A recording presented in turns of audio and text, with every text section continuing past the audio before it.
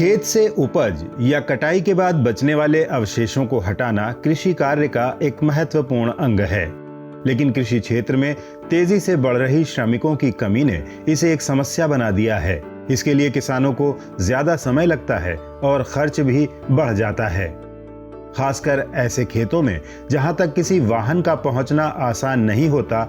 ये समस्या और बढ़ जाती है। इसी को देखते हुए भारतीय प्रौद्योगिकी संस्थान मद्रास के शोधकर्ताओं ने किसानों के लिए काम करने वाली एक गैर सरकारी संस्था के साथ मिलकर प्रौद्योगिकी आधारित उपाय निकाला है। शोधकर्ताओं ने खेत से संग्रहण स्थल या नजदीकी सड़क तक उपज को पहुंचाने के लिए मोनो रेल टाइप प्रणाली विकसित की है, जिसके द्वारा किसान बहुत कम मानव संसाधन का उपयोग करते हुए आसानी से अपनी उपज का परिवहन कर सकते हैं। Indian farmers are facing a severe problem due to shortage of manual labor and this problem. भारतीय किसानों को शारीरिक श्रम की कमी के कारण गंभीर समस्या का सामना करना पड़ रहा है और यह समस्या भविष्य में और भी विकराल हो जाएगी। इससे सभी प्रकार की कृषि गतिविधियां प्रभावित होती हैं, विशेष रूप से कटाई के बाद संसाधन संग्रह। इस ऑपरेशन में कृषि उपज को खेत के पास ही सड़क पर स्थानांतरित करना पड़ता है, जो सैकड़ों मीटर दूर हो सकता है। विशेष रूप से पानी से भरे खेत में यह एक गंभीर समस्या है। इसलिए IIT मद्रास ने एक गैर सरकारी संगठन के साथ एक किफायती स्वदेशी और निर्माण में आसान कृषि परिवहन प्रणाली बनाई है, जो हल्के वजन वाली मोनोरेल प्रणाली पर आधारित है।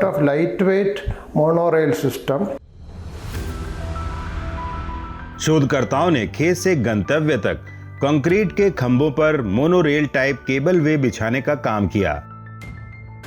इसमें लोहे के फ्रेम में एक पेट्रोल चलित इंजन और पीछे उपज को लटका सकने योग्य हैंगर नुमा फ्रेम ट्रॉली को जोड़ा गया है। इन ट्रॉलियों में गन्ना, केले के गुच्छे या धान जैसी उपज को लटकाया जाता है और ये उपज आसानी से बिना मानव श्रम और ज्यादा लागत के संग्रहण स्थलों तक पहुंच जाती है। खास बात यह है कि ये केबल वे बहुत कम जगह लेती है और रास्तों की रुकावटें भी इसे प्रभावित नहीं करती। इसको लागू करने में पर्यावरणीय नुकसान भी नहीं होता।